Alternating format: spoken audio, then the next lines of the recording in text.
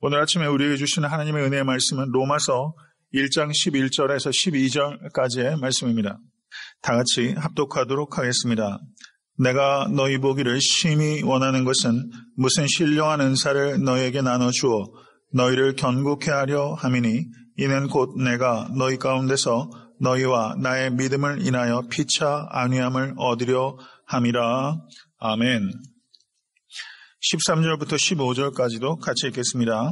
형제들아, 내가 여러 번 너희에게 가고자 한 것을 너희가 모르기를 원치 아니하노니 이는 너희 중에서도 다른 이방인 중에서와 같이 열매를 맺게 하려 함이로되 지금까지 길이 막혔도다. 헬라인이나 야만이나 지혜 있는 자나 어리석은 자에게 다 내가 빚진 자라. 그러므로 나는 할 수 있는 대로 로마에 있는 너희에게도 복음 전하기를 원하노라. 아멘.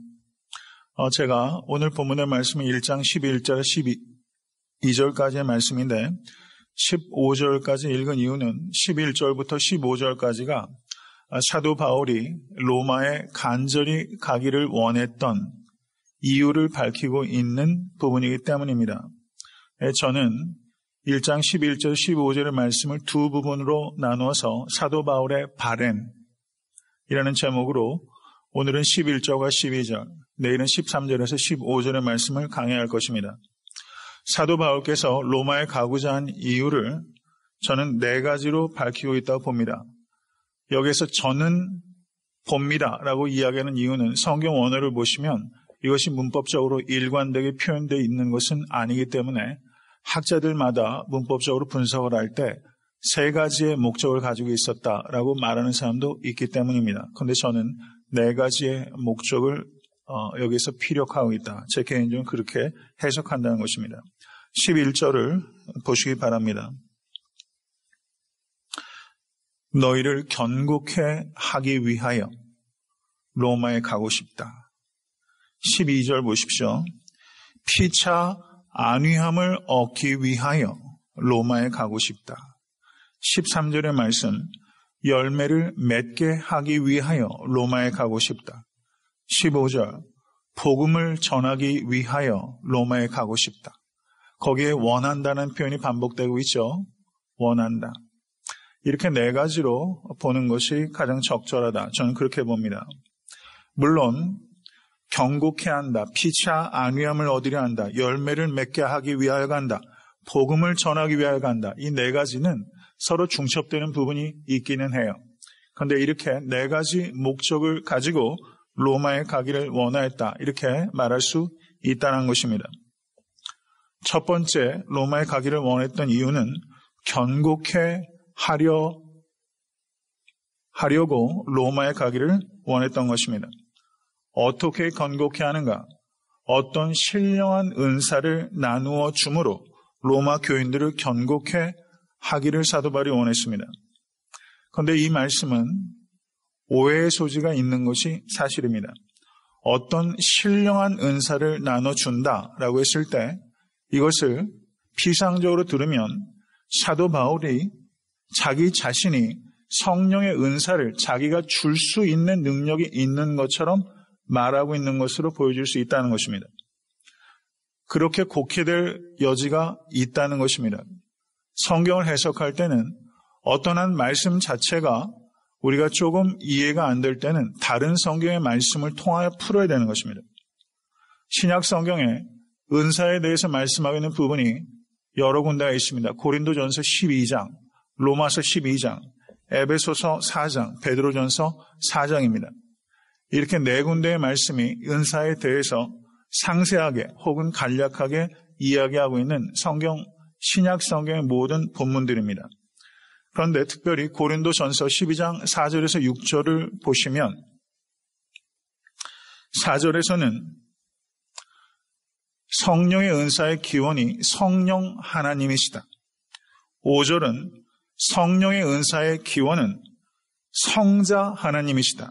6절은 성령의 은사의 기원은 성부 하나님이시다 라고 말씀하시면서 성령의 은사의 기원은 삼위일체 하나님이시다 라고 사도 바울께서 말씀하셨습니다. 그런데 특별히 12장 11절을 보시면 고린도전서에 이 모든 일은 같은 한 성령이 행하사 그 뜻대로 각 사람에게 나눠주시느니라. 성령의 은사를 그 뜻대로 나눠주시는 이가 누구예요? 성령 하나님이세요. 그러므로 다른 성경의 말씀을 종합해서 볼 때 성령의 은사는 성령께서 주도적으로 그리고 성부, 성자 하나님께서 참여하심으로 삼위일체 하나님께서 그 뜻대로 우리에게 주시는 하나님의 은혜, 카리스의 선물이 바로 카리스마, 은사입니다. 믿으십니까? 은사는 성경 언어로 카리스마라고 그래요. 카리스마라는 말이 가장 풍성하게 쓰인 곳이 바로 성경입니다. 내 세상에서 카리스마라는 말을 차용해서 쓰고 있어요. 근데 카리스마, 이 은사는 카리스, 은혜로 우리에게 주신 것입니다. 그렇기 때문에 이 은사의 기원이 내가 잘나서나 혹은 내가 더 가치 있는 존재였기 때문에 내가 받을 만해서 얻어낸 것이 아니라 삼위일체 하나님께서 은혜로 값없이 주권적으로 주신 것이기 때문에 받은 은사를 교만할 수 없으며 다른 사람이 받은 은사에 대해서 시기할 수 없습니다. 그런데 교회 내에서 한번 보세요. 어떤 은사를 받으면 그것 때문에 교만하고 그리고 다른 사람이 받은 은사에 대해서 우리가 시기하고 폄하하는 일들이 교회에 비일비재합니다. 이것은 말씀을 완전히 잘못 이해하고 있는 것입니다.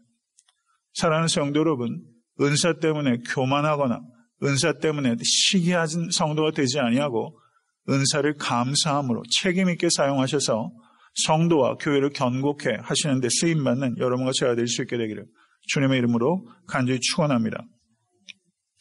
사도 바울께서 그러므로 여기에서 로마서 말씀으로 다시 돌아가면 어떤 신령한 은사를 너희에게 나눠주어 라고 했을 때 이 뜻은 내가 너희에게 안수하면 성령의 은사가 임할 것이다.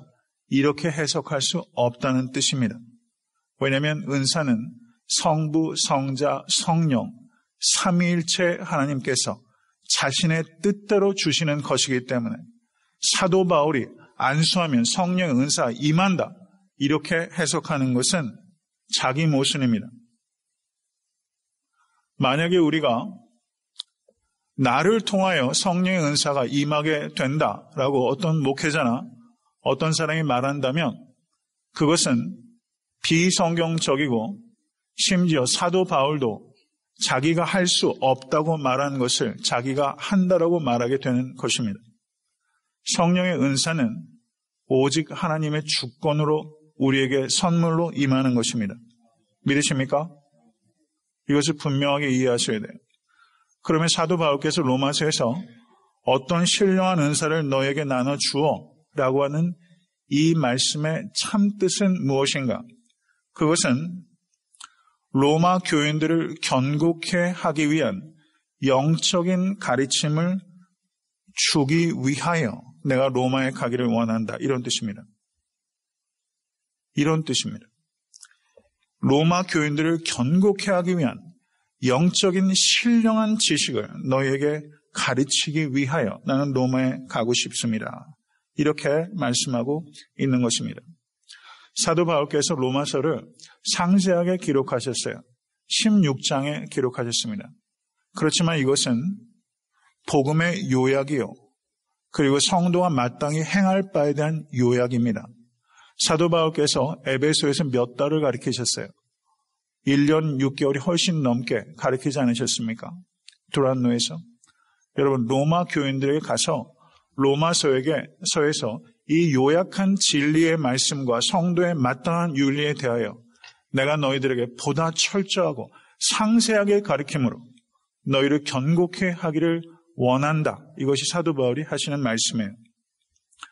요한복음 17장 17절을 보시면 요한복음 17장은 위대한 장입니다. 요한복음 17장을 예수 그리스도의 대제사장적 기도라고 말하는 장이 바로 요한복음 17장이에요. 예수님의 기도문을 한 장 전체를 할애해서 예수님께서 하나님께 드리신 기도가 기록되어 있는 부분이 요한복음 17장입니다. 요한복음 17장 17절을 한번 보시기 바랍니다. 거기에 보시면 주님께서 이렇게 말씀합니다. 저희를 진리로 거룩하게 하옵소서.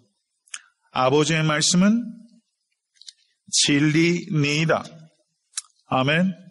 믿으세요? 저희를 진리로 거룩하게 하옵소서. 아버지의 말씀은 진리니이다. 사랑하는 성도 여러분, 우리를 거룩해 하는 것이 무엇입니까? 진리의 말씀이에요. 성령은 진리의 영입니다. 믿으십니까? 여러분, 말씀이 따로 있고 성령이 따로 있는 게 아니에요. 말씀이 바르게 선포되면 말씀은 진리의 영이신 성령께서 주신 말씀입니다. 어떻게 말씀과 성령이 분리될 수 있습니까? 어떻게 말씀 중심의 사역이 따로 있고 성령 중심의 사역이 따로 있을 수 있습니까? 이것은 말도 안 되는 비성경적인 이야기예요. 말씀이 바르게 선포되면 성령의 역사가 나타나는 것이요. 말씀이 바르게 선포되기 위해서 목회자는 성령에 부단히 의지하지 않으면 그 말씀은 그저 지적인 말씀에 불과한 것이요. 여러분, 말씀이 바르게 선포가 될 때 성령의 능력이 나타나게 되는 것을 믿으실 수 있게 간절히 축원합니다.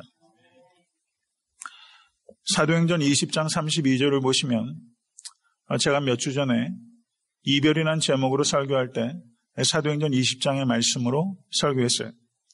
밀레도에서 에베소 장로들과 이별할 때 사도 바울께서 그들에게 마지막까지 가르치셨어요.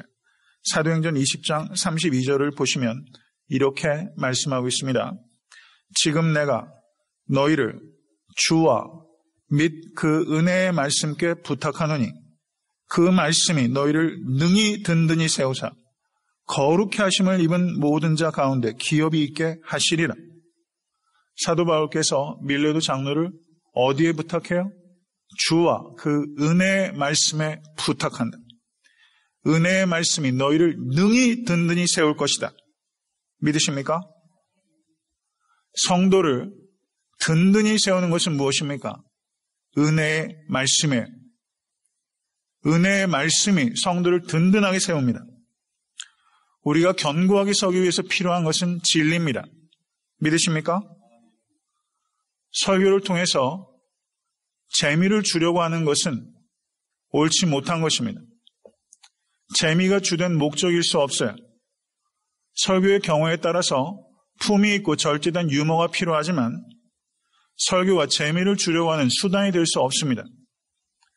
강단에서 지나친 농언하는 목회자에 대해서 저는 긍정적으로 바라볼 수가 없습니다. 강단은 재미를 주는 장소가 아니라 성도를 든든히 세우는 은혜의 말씀이 선포되는 자리이기 때문입니다. 성도님, 진리를 기대하실 수 있기를 바랍니다. 강단에서 재미를 기대하지 마세요. 진리의 말씀을 기대하실 수 있기를 간절히 축원합니다. 죄에 대해서 바르게 선포되는 것에 기쁨이 있는 것입니다.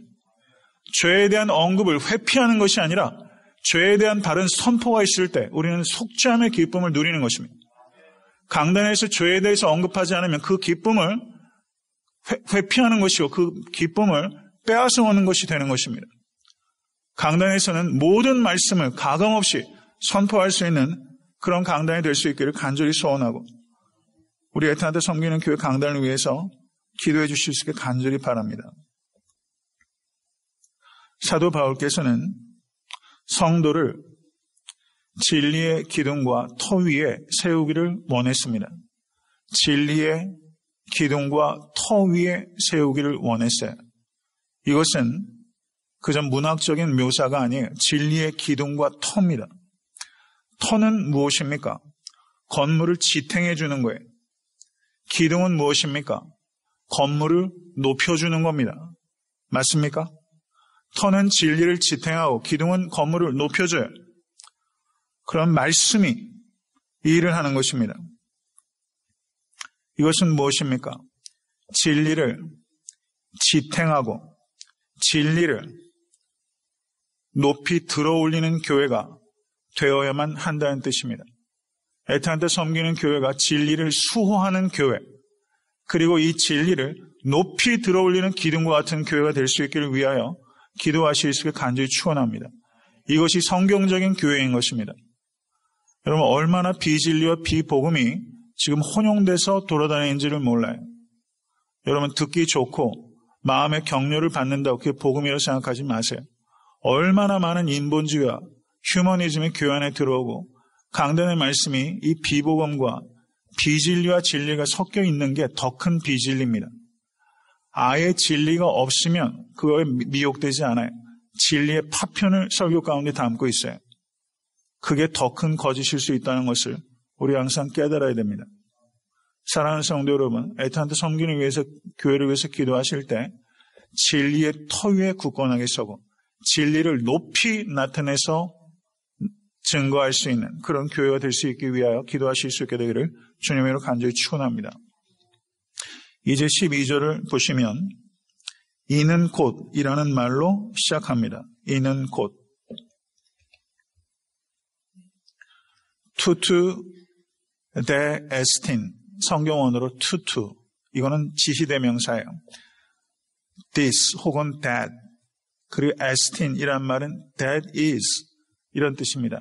이것을 that is란 말을 번역하면 이는 곧 우리말로 이렇게 번역했죠. 간결하게 말하면 즉 이런 뜻입니다. 즉 투투 데 에스틴 이 단어는 신약 성경에서 여기만 나타나요.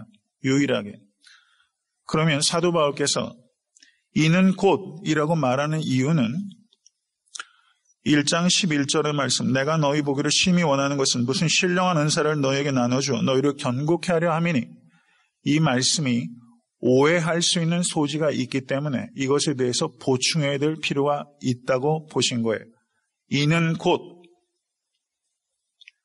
내가 너희 가운데서 너희와 나의 믿음을 인하여 피차 아니함을 얻으려 함이라. 이 말씀은 사도 바울께서 11절에 무슨 신령한 은사를 너희에게 나눠 주어 그래서 로마 교인들이 사도 바울은 일방적으로 주기만 하는 것이고 자기는 받기만 하는 존재라고 잘못된 오해를 할 수 있다는 부분을 염려하셨기 때문에 12절에 그 부분을 보충하는 것입니다.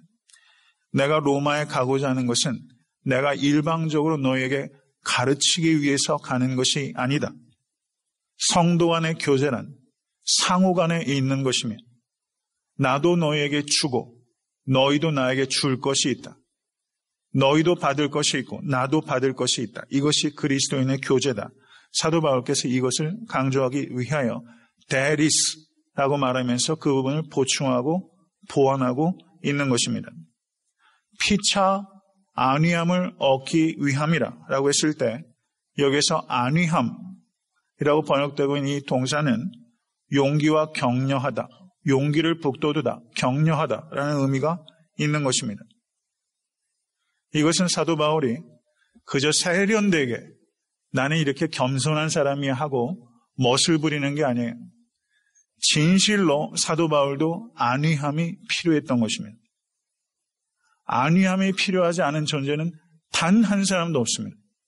심지어 사도 바울조차 안위함을 필요로 했다며 연약한 목회자와 교회의 어떤 그 누구가 안위함이 필요하지 않겠습니까? 사도 바울이 받고자 했던 안위함은 무엇입니까? 그것은 로마 교인들의 은혜 받은 이야기를 듣고 싶은 거예요.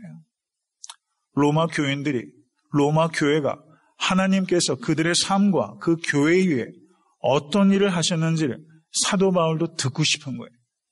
그걸 들어야 사도 바울도 사는 거예요. 그걸 들어야 사도 바울의 마음도 뜨거워지는 거예요. 은혜를 나누지 않고서 괜찮은 사람은 한 사람도 없다는 것을 기억하신 여러분과 제가 될 수 있게 간절히 바랍니다. 이것은 너무나 중요한 일이고 필요한 일입니다. 사랑하는 성도 여러분, 진정한 권위가 무엇인지를 생각해 볼 수 있게 되길 바랍니다. 진정한 권위는 나는 줄 것만 있지 받을 필요가 없어 라고 말하는 것이 권위가 아니라는 것입니다. 나도 필요한 것이 있습니다. 나에게도 기도가 필요합니다. 사도 바울께서도 에베소서에서도 그렇고 고린도서에서도 그렇고 나를 위해서 기도해달라고 정직하게 요청했어요.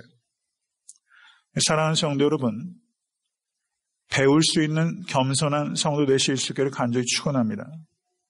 그런데 겸손함은 배우는 데만 필요한 것이 아니라 가르치는 데에도 겸손함이 필요하다는 것을 기억하십시오. 우리가 게으르고 그리고 습관적으로 누군가에게 의존한다면 그것은 미성숙하다는 뜻입니다. 그런데 우리는 의존적인 존재라는 것도 기억하실 수 있게 간절히 바랍니다. 서로 사랑의 짐을 지라라고 말한 것은 우리가 의존적인 존재로 서로에게 허락하셨다는 것을 의미하는 것입니다. 사도 바울은 나도 의존해야 될 부분이 있고 그것은 너희들에게 임한 그 은혜에 나도 의존적인 존재다라고 말한 것입니다. 의존할 수 있다는 것도 성숙함의 표시일 수 있다는 것을 기억하시는 여러분과 제가 될 수 있게 간절히 바랍니다. 참된 권위는 속된 말로 나는 노는 물이 달라라고 말하는 게 아니에요. 나는 노는 물이 달라라고 말하는 게 아니에요. 항상 배우려는 자세가 필요한 겁니다. 사도 바울조차 항상 배우려고 했고 성도들의 은혜 받았던 이야기를 듣고 싶은 거예요. 사랑하는 성도 여러분, 목자와 부목자께서 목장을 이렇게 이끌어 가실 때 정말 그 자리가 피차 아니하는 자리가 될 수 있도록 은혜를 나누는 거룩한 상호 교환의 장이 될 수 있도록 힘쓰실 수 있게 간절히 축원합니다. 교회에 오실 때 성도들 간의 은혜를 나누세요. 그 은혜를 나눠야 삽니다. 내 삶에 하나님께서 어떻게 역사하셨는지, 내 기도를 어떻게 하나님께서 들으셨는지, 나에게 허락하신 고난을 통한 내가 어떠한 믿음의 진보를 나타내고 있는지, 이런 것을 나타내지 않고 증거하지 않고 나누지 않으면 교회가 아닙니다. 사랑하는 성도 여러분, 피차 안위함을 얻을 수 있게 되길 주님을 간절히 축원합니다. 말씀을 맺습니다. 목회자에게 가장 큰 보람과 보상은 은혜 받고 변화된 성도입니다. 그게 목회자에게 주시는 하나님의 위로예요. 사랑하는 성도 여러분, 우리가 피차 그런 은혜를 나누실 수 있는 여러분과 제가 될 수 있게 되기를 주님의 이름으로 간절히 축원합니다.